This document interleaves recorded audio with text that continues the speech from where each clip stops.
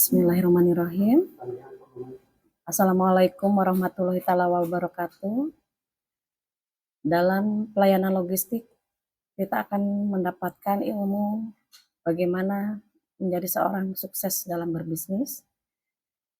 Dalam administrasi logistik juga, kita akan mampu bagaimana menjadi seorang yang dapat memanage pemasaran yang berbasis modern. Hari ini saya Neni Sumarni, guru mata pelajaran dasar manajemen perkantoran dan layanan bisnis, akan memberikan materi tentang pelayanan logistik dalam manajemen perkantoran dan layanan bisnis. Ini merupakan bab terakhir di semester genap. Dalam pelayanan logistik, kita akan mempelajari 4 hal. Yang pertama, konsep layanan logistik. Kedua, jenis layanan logistik. Ketiga, proses layanan logistik. Dan yang terakhir, keempat, pengelolaan peralatan dan sumber daya layanan logistik. Dalam materi ini kita memahami pengertian logistik terlebih dahulu ya. Secara umum, logistik dapat diartikan sebagai proses perencanaan, pelaksanaan, pengendalian yang efisien dan efektif dari aliran dan penyimpanan barang, jasa, atau informasi terkait dari titik asal ke titik konsumsi untuk memenuhi kebutuhan pelanggan. Fungsi-fungsi manajemen logistik terdiri dari 1. Perencanaan, yang mana pemenuhan kebutuhan. Yang kedua, penganggaran. 3. Pengadaan. 4. Penyimpanan dan penyaluran. 5. Pemeliharaan. 6. Penghapusan. 7. Pengendalian. Tujuan dan layanan bisnis logistik yang utama dari manajemen logistik berprinsip yaitu fokus pada pencapaian tujuan organisasi, yang mana agar dapat lebih efisien dan efektif. Ada juga pembahasan tentang manfaat layanan bisnis logistik, yang terdiri dari persediaan, transportasi, fasilitas layanan, manajemen administrasi, inbound transportasi, outbound transportasi, pemecahan masalah, informasi kepada konsumen, dan kepercayaan dari konsumen. Materi ini juga akan memberikan kita ilmu tentang komponen manajemen logistik, yang mana komponen dalam manajemen logistik merupakan unsur-unsur yang membentuk adanya aktivitas, fungsi saling bekerja sama, dan terintegrasi dalam kegiatan pelayanannya. Apa saja komponen yang dimaksud? Di sini komponen yang dimaksud ada 4 ya, yakni struktur lokasi fasilitas. Yang kedua, transportasi. Ketiga, persediaan. Yang keempat, komunikasi. Dan yang terakhir adalah kelima, penanganan dan penyimpanan.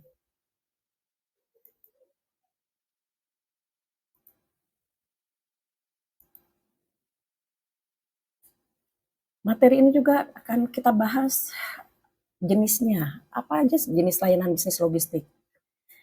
Jenis layanan bisnis logistik dalam kota besar dan kota kecil itu berbeda. Ada yang sama, ada juga yang perbedaannya juga ada. Nah, mempengaruhi pengelolaan layanan logistik, menyesuaikan fasilitas yang dimiliki perusahaan juga.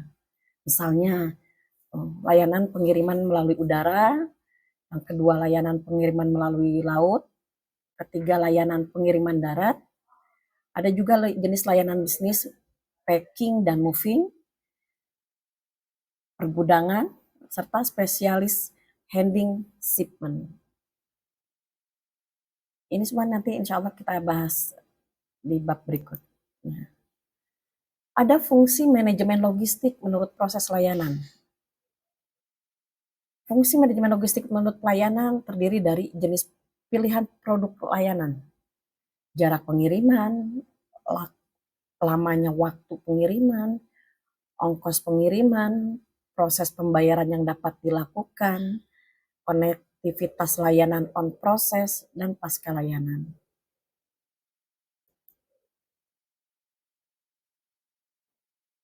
Ada pengelolaan dokumen layanan logistik yang terdiri dari shipping instruction.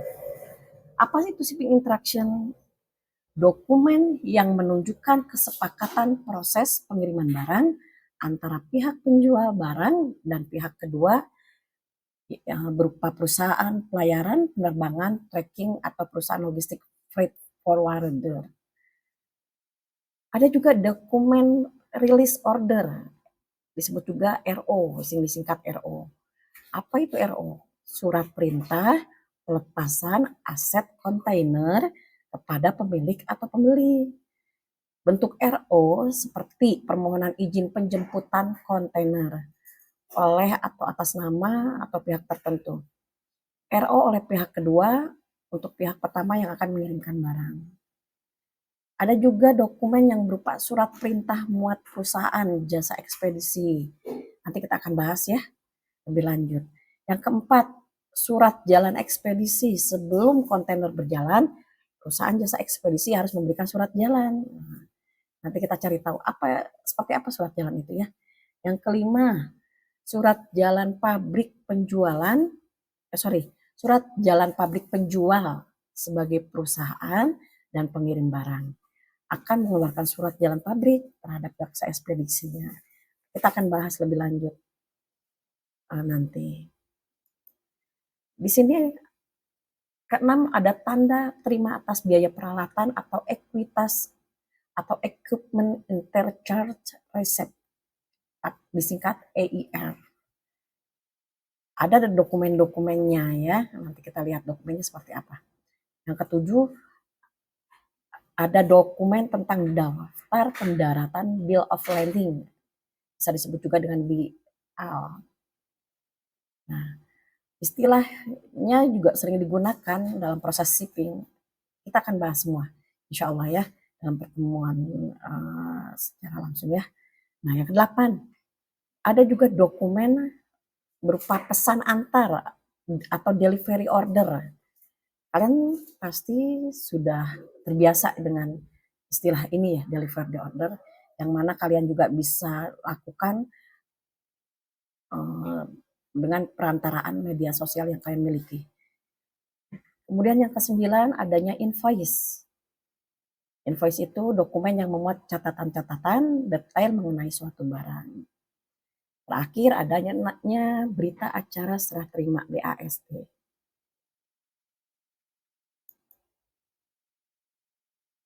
Dalam mempelajari manajemen logistik ini, Ibu berharap kalian mendapatkan ilmu tentang apa itu pengiriman, pengadaan barang, dan lain-lain yang disebutkan tadi. Karena peluang untuk bekerja di ranah logistik ini banyak sekali.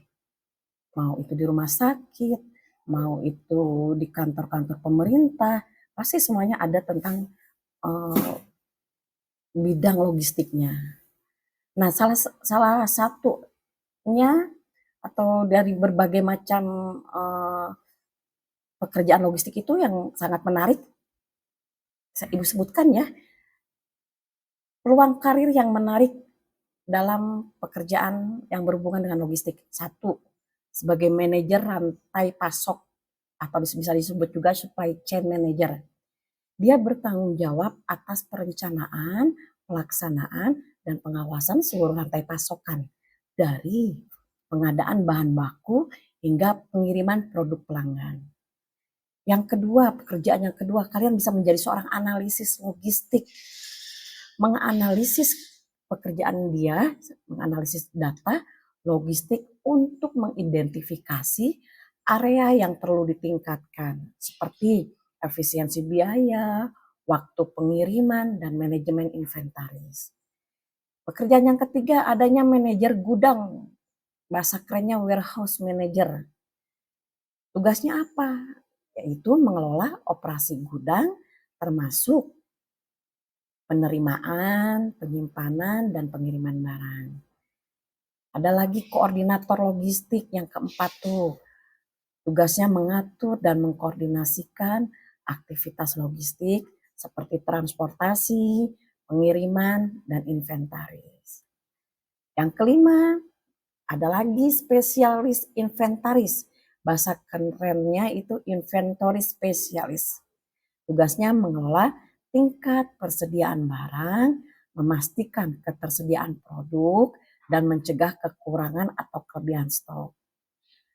Contoh-contohnya apa aja nanti kita akan bahas ya. Nah, ada lagi spesialis pengadaan. Spesialis pengadaan tugasnya bertanggung jawab atas pengadaan bahan baku dan komponen dari pemasok. Ahli transportasi, nah, kalian juga bisa menjadi ahli transportasi. Tugasnya apa?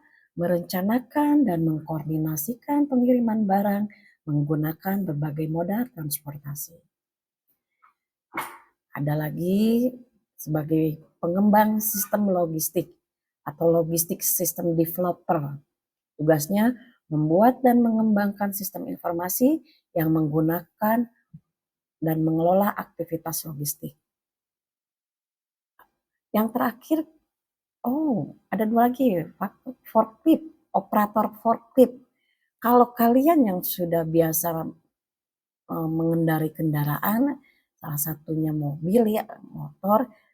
Nah, kalau ini forkliftnya, yang mana forklift kalau dioperasikannya itu di dalam gudang. Kalian bisa menjadi operator forklift. Tugasnya mengoperasikan kendaraan di dalam area gudang. Nah, yang terakhir, supir pengiriman. Nah, ini kita sudah tidak asing dengan supir pengiriman ya. Yang ini tugasnya mengirimkan barang dari gudang ke tempat tujuan. Nah, contohnya kurir JNE, JNT yang sudah kalian pahami.